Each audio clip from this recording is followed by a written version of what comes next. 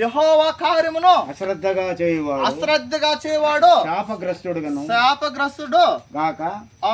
అవును, చాలు. అయితే దేవుని కార్యములు ఎప్పుడైతే ఆలస్యంగా నిర్లక్ష్యంగా చేసినామంటే మనం శాపగ్రస్తులు అవుతాం. అయితే ఇక్కడ బైబిల్లో శాపం ఉంది, తర్వాత ఆశీర్వాదము ఉంది.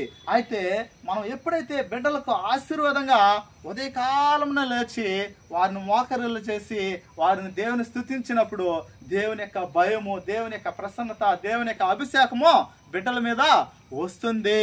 అప్పుడు వారు ఏమవుతారంటే దేవుల్లో దృఢంగా ఉంటారు, దేవుని ఇందులో దృఢంగా ఉంటారు, శక్తిని పొందుకుంటారు, అభిషేకాన్ని పొందుకుంటారు, వరాలు పొందుకుంటారు.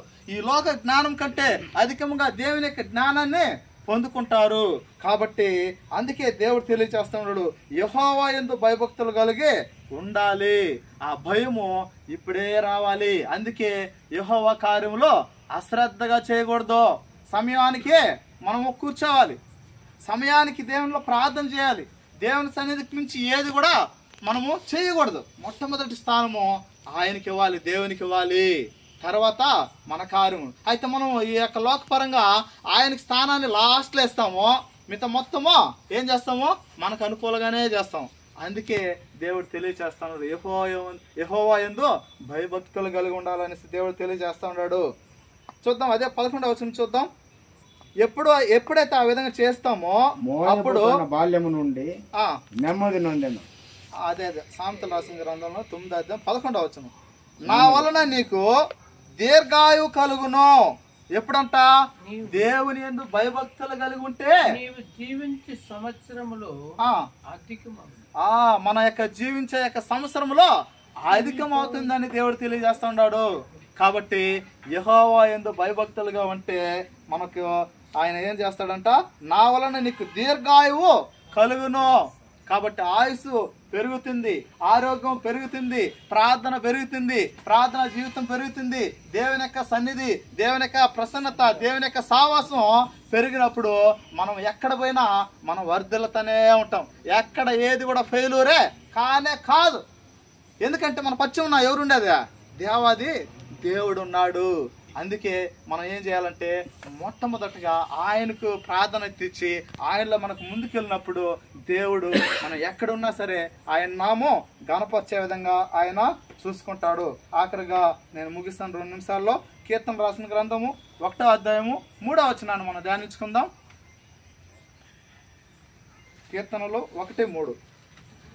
நீர்க்கால்களில் ஓரமாய் நடப்பட்டு தன் காலத்தில் தன் கனியை தந்து இலையுதிராதிருக்கிற மரத்தை போல் இருப்பான்.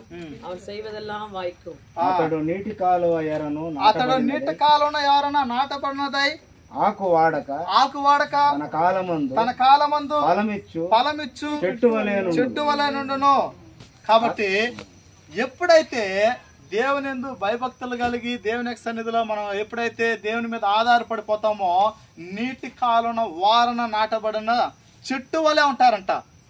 తగిన కాలంలో ఏమంటారు, వాళ్ళు ఫలాలు ఇస్తా ఉంటారు.